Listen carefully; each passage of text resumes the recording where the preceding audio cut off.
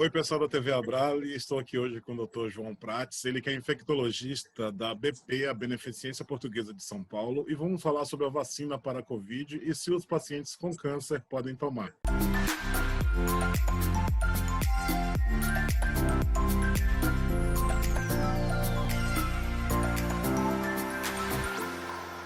Dr. João Prates, muito obrigado por sua participação. Dr. João Prates, muito obrigado por sua participação aqui na TV Abrale. Para iniciar a nossa conversa, vamos falar sobre o assunto do momento, as vacinas, né? A vacina ou as vacinas. A gente tem tantos questionamentos, tantas perguntas, né? De que forma que são feitas, o que é esse tal de vírus inativo, inativado, vírus ativado, técnica de RNA mensageiro. São tantas informações e o momento é agora. Olá, pessoal da Abrale.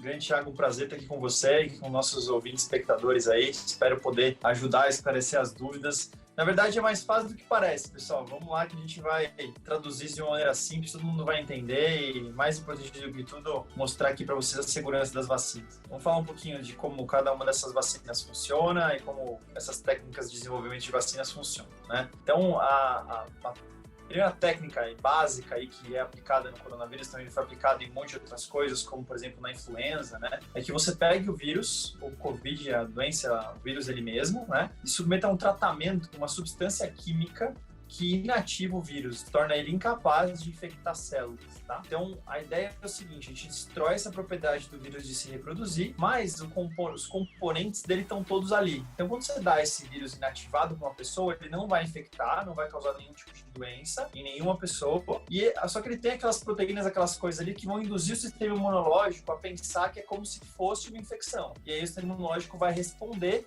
e o sistema imunológico funciona assim, ele pega um pedacinho desse vírus, leva, né, para uma estação ali, como se existisse uma troca entre as células. Então tem uma célula que pega um pedacinho, ela vai lá e mostra como se fosse para os generais e cientistas do sistema imunológico, eles vão produzir as armas para combater o vírus, armas especiais que combatem esse vírus. Então a vacina mais ou menos vai simular uma infecção. O vírus inativado nada mais é do que um vírus incapaz de se replicar, mas ele retém todas as propriedades do vírus original. Algumas vezes são acrescentadas substâncias que também potencializam a resposta imunológica a esse vírus. Então, a Coronavac, a vacina mais conhecida, que a gente vem falando bastante, né?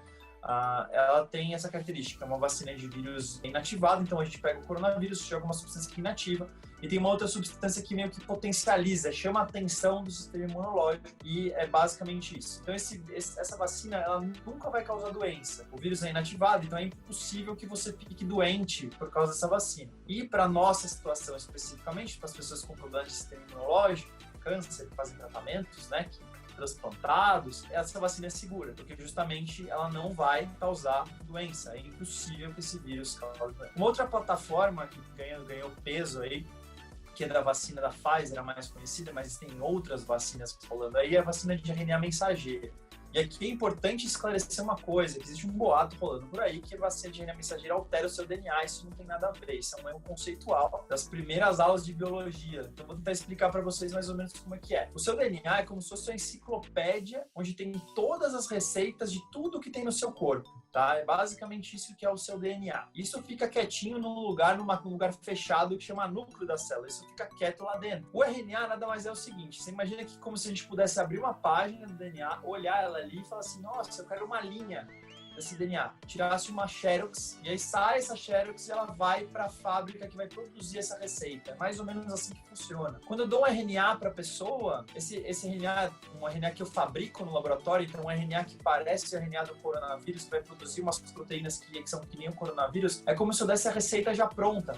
Então não tem nada a ver, não vai sair da enciclopédia, não vai voltar para a enciclopédia, não tem nada a ver. Eu dei um folhetim como se fosse uma Xerox que o corpo mesmo produz para fábrica de proteínas da célula. E aí essa célula vai olhar e fala assim, nossa, vamos produzir isso aqui. Então, no processo natural do corpo, é uma proteína importante, hemoglobina, uma coisa que você usa. No caso da vacina, é uma receitinha de coronavírus, de pedaços de coronavírus, especificamente de uma proteína que serve para o seu sistema imunológico entender aquilo ali como uma infecção. Então é bem interessante, porque daí suas células elas passam a usar essa receita produzem essa proteína e elas mostram essa proteína uma célula para outra. É como que acontece quando o seu corpo pega o vírus, por exemplo, no processo natural de infecção. E aí o corpo pensa que está infectado e produz a resposta imunológica e guarda essa memória. Outra vacina que é absolutamente segura para as pessoas imunocomprometidas, porque não existe um vírus inteiro, existe um pedaço do vírus que não é capaz de causar infecção.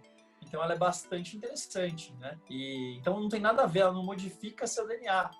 Nada mais é do que uma receitinha. A gente tem um monte de RNA mensageiro produzido o tempo todo para a célula funcionar. Isso é mais uma página, mais uma xeroxinha ali, uma receitinha que vai para a célula, ela usa essa receita e acabou. Não vai guardar, não vai colocar no DNA. Ninguém falou aqui em apagar as palavras da enciclopédia. Então não tem nada a ver com modificação do DNA. Então essa vacina é bem legal porque tem essa característica de não causar doença, ser super segura e produz uma proteína que parece do vírus de verdade e o corpo acha que está infectado. Então, a vacina de Oxford é uma vacina feita de um vírus símil do chimpanzé. É um adenovírus, é como se fosse o nosso adenovírus que dá infecção respiratória no ser humano, só que de chimpanzé. Ele é modificado e o nome dele é ChAdOx. Então, é CH de chimpanzé, AD de adenovírus. E o Ox é essa modificação de Oxford, ChAdOx. Então, é chimpanzé adenovírus Oxford. Por isso chama ChAdOx a vacina. O que esse vírus tem de diferente? Então, ele é um vírus, um adenovírus de chimpanzé. Você vai lá e modifica duas coisas nele. Você tira uma proteína, você tira um gene que faz com que ele não consiga mais se reproduzir. Então, a primeira característica é, apesar de ser um vírus vivo, ele tem deletado o gene que permite que ele se reproduza. Então ele funciona como se fosse um vírus morto, ele não é capaz de causar infecção, apesar de ser um vírus vivo. Então as pessoas podem ter um pouco de receio, porque o que a gente entende é o seguinte: pessoas imunossuprimidas não tomam vacina de vírus vivo. Febre amarela, sarampo, cachumba, rubéola, varicela. Você está naquele momento de estar super imunossuprimido, não é um bom momento, tá? Mas esse vírus da vacina, ele é considerado absolutamente seguro, mesmo para pessoas imunossuprimidas, porque ele tem esse gene deletado. Então ele não vai conseguir se reproduzir. Ele não consegue usar o maquinário da célula humana, então não vai conseguir usar. E ele não tem o próprio, está deletado. Então ele não vai conseguir se reproduzir. E aí você coloca, além dessa deleção que deixa o vírus seguro, você coloca uma proteínazinha que faz só com que ele que tem ali a proteína do corona. Então o corpo acha que isso é um coronavírus e aí funciona como, de novo, simulação de infecção e o corpo produz a resposta imunológica. Então é um adenovírus de chimpanzé com deletada a capacidade de se reproduzir e colocada a proteína do coronavírus. Então é um vírus, o corpo fala, nossa, um vírus com uma proteína de corona produz a resposta imunológica e é assim que funciona. Então é bem interessante e cuidado porque apesar de ser um vírus vivo, é um vírus de chimpanzé não replicante. Então ele é seguro mesmo para as pessoas com sistema imunológico deficiente. Aí tem uma quarta vacina e um quarto tipo, que acho que é legal colocar, apesar dela estar longe um pouco da nossa prática, mas só para que a gente já esteja entendendo que isso pode acontecer daqui para frente. Que são uma das vacinas em estudo que foi publicado é a vacina russa, a vacina do Instituto Gamaleya, a vacina Sputnik. Essa vacina ela é feita com 2 adenovírus humanos, adenovírus 2 e adenovírus 6. Esses também modificados com uma proteína de spike protein, uma proteína do coronavírus. Esses são vírus vivos. Tá? Então é uma para a gente ficar um pouco atento que eventualmente talvez seja contraindicado em pacientes imunossuprimidos. Ainda que a gente esteja longe de ter essa vacina aqui no Brasil, nós não estamos nem falando disso ainda, mas é uma coisa que quando você for olhar, né, quando você for ver as próximas vacinas que vão surgir, porque pode ser que venham 10 novas vacinas esse ano, né, porque vários lugares, vários laboratórios estão produzindo. As vacinas que são feitas com vírus humanos modificados, elas podem ter problemas para imunossuprimidos, se não forem vírus vivos, atenuados. Então, igual a vacina de sarampo, cachumba, rubéola, igual a vacina de febre amarela, é legal que se você ouvir o vírus vivo, adenovírus vivo, a gente tem que ter cuidado, porque pode ser uma vacina que pode ser contraindicada por causa do seu estado aí de tratamento, de imunossupressão, e tem que ter um pouquinho de cuidado, tá? Excelente, muito obrigado, doutor. Muitas perguntas chegaram em todos os nossos canais, em todas as plataformas da Abrale. Né? A partir daí a gente tomou essa iniciativa e precisou trazer essas informações ao público, né? E para a gente continuar, para a gente enfatizar bem aqui, os pacientes com câncer, né, em tratamento, eles poderiam então tomar essa vacina com ressalvas, pelo que eu entendi, é isso? É assim, uma questão que a gente tem que ter em mente é o seguinte, né? Então a primeira coisa que tem quando a gente fala de vacinar imunossuprimidos em geral, transplantados, oncológicos e todas, às vezes até doenças da reumatologia, enfim, todo mundo que usa imunossupressor de alguma forma, ou muitas quimioterapias também, ou até as terapias novas alvo, né? As drogas alvo do câncer agora são super modernas, várias delas são consideradas imunossupressoras importantes, a gente tem o risco, que é a pessoa ficar doente pelo vírus, se for um vírus vivo. Então, as vacinas que estão próximas de nós, vacina de Oxford, vacina da Pfizer e vacina da Coronavac, são seguras. Você não vai ficar doente por causa da vacina. Não tem vírus vivo ali que possa te causar uma infecção. Então, esse problema está resolvido. O problema segundo, e esse que é um problema também importante aí, que vale a gente pensar o momento e tudo mais, é que assim, a proteção que essas vacinas vão dar para a pessoa depende de como é que está o sistema imunológico. Então aqui, quando a gente fala que tem que ver o melhor momento de vacinar uma pessoa, um paciente oncológico, um paciente imunossuprimido, é porque quanto maior for a imunossupressão, quanto mais pesada for a medicação que ele está recebendo para baixar a defesa, menos ele vai responder à vacina. Então as pessoas imunossuprimidas, elas são vacinadas e elas respondem menos, produzem menos anticorpos, produzem menos células de memória. E aí elas vão dizer assim, se a vacina tem uma eficácia de X para a população normal, para a população imunossuprimida certamente vai ser menor do que esse número. Então, a preocupação é essas pessoas têm uma eficácia menor da vacinação. Não é que é para não vacinar, né? O que você pode fazer é... Então, essas pessoas também são pessoas de risco para doença grave pelo Covid, são os mesmos grupos. Então, a gente deve vacinar sim. O que você pode tentar fazer é que uma vacina é segura, não vai causar doença, você pode receber a vacina, são seguras. Essas 3 vacinas que eu mencionei são seguras. Vão vir novas vacinas, atenção para aquelas de vírus vivo. Aí é importante que você discuta com o seu médico as vacinas que você vai receber, especialmente se for de vírus vivo, se é o momento que você pode, porque existem critérios para receber vacina de vírus vivo em cada etapa das doenças que usam remédios imunossupressores. Então, tem. Agora, você pode tentar tomar a vacina no melhor momento, né? Então, você pode tomar vacinas quando você está com menos remédios, quando a quimioterapia está acabando o efeito antes do próximo ciclo, às vezes é o melhor momento. Quando você suspendeu o remédio que baixa a defesa, quando já passou um certo tempo do seu transplante de medula óssea, por exemplo. Então, essas coisas ajudam a otimizar a eficácia da vacina. E aí você tem que pesar. A vacina vai ser eficaz com o risco que você tem. Agora, no momento, a gente sabe que pacientes oncohematológicos têm um risco altíssimo de ter casos graves e mortes por Covid. Então, a vacina, nesse momento, mesmo que não seja 100% eficaz, ela é muito boa. E é bom vacinar as pessoas o mais rápido possível. Porque mesmo que não seja a mesma eficácia da população normal, pelo menos vai reduzir um pouco a chance dessa pessoa ficar doente. Então, as vacinas são seguras, você pode trabalhar o tempo da vacinação, o melhor momento é quando você estiver menos imunossuprimido, com menos medicamentos, né, especificamente ali. É legal discutir com o seu médico, cada tratamento é de um jeito, né? Mas o risco nesse momento é tão importante que vale mais a segurança. Então, nem que você... É bom tomar agora, mesmo que esteja com imunossupressão, porque pelo menos pode reduzir um pouco o risco de você ter uma doença mais grave no futuro. Perfeito. Então podemos afirmar que não seria necessário, no momento atual, uma pesquisa clínica, por exemplo, para definir, né, se realmente poderemos indicar essas vacinas para pacientes oncológicos. Por exemplo, trabalhar com um grupo de pacientes e tentar uma pesquisa clínica não é necessário no momento. Assim, você poderia fazer... seria legal ter uma pesquisa de pacientes imunossuprimidos, mas aí um pouco diferente o contexto. Porque, assim, quando a gente não tinha vacina, você comparava vacina com placebo. Então, você comparava vacina de corona com uma vacina de meningite, por exemplo. E você olhava as pessoas, né? Porque você estava querendo ver segurança e eficácia. Uma vez que foi comprovada a eficácia de algum produto de vacina, ele passa a ser o padrão adequado de cuidados, né? Então, você não vai mais comparar vacinar uma pessoa de alto risco com placebo. Então, sempre vai ser vacinado. Então, é legal ter um estudo que todos são vacinados e a gente vê como é que fica os anticorpos e como é que fica o número de pessoas doentes nesse grupo, podendo compará-los, por exemplo, com pessoas não oncológicas que receberam também a vacina, para ver se o risco é maior, se a resposta é igual, né? Então, você pode fazer estudo, mas todo mundo vai receber a vacina. Então, o que você está dizendo não preciso de fazer um estudo para saber se eu devo vacinar pessoas oncológicas. Você deve vacinar pessoas oncológicas, com certeza, não precisa de um estudo para provar isso. Agora, é legal saber também quanto tempo dura, se eu preciso de mais doses, se é igual à população normal, para cada doença, porque daí a gente consegue trabalhar isso melhor mais para frente, né? Então, é bacana estudar, mas todo mundo tem que receber a vacina. Doutor, sobre os pacientes que estão transplantados, né, os que fizeram o transplante de medula óssea, de células tronco hematopoéticas, né, esses pacientes, na opinião do senhor, eles poderiam ser, né, grupos prioritários para tomar essa vacina? Poderiam com certeza. A gente tem algumas doenças hematológicas, claro, os transplantes alogênicos sempre são importantes, né? mas o grupo todo de oncohemato, né? Então, todos os oncohematológicos, eles têm um risco muito aumentado de doença grave. E das doenças hematológicas em geral, uma que chama muita atenção é mieloma múltiplo, assim, como um grande fator de risco.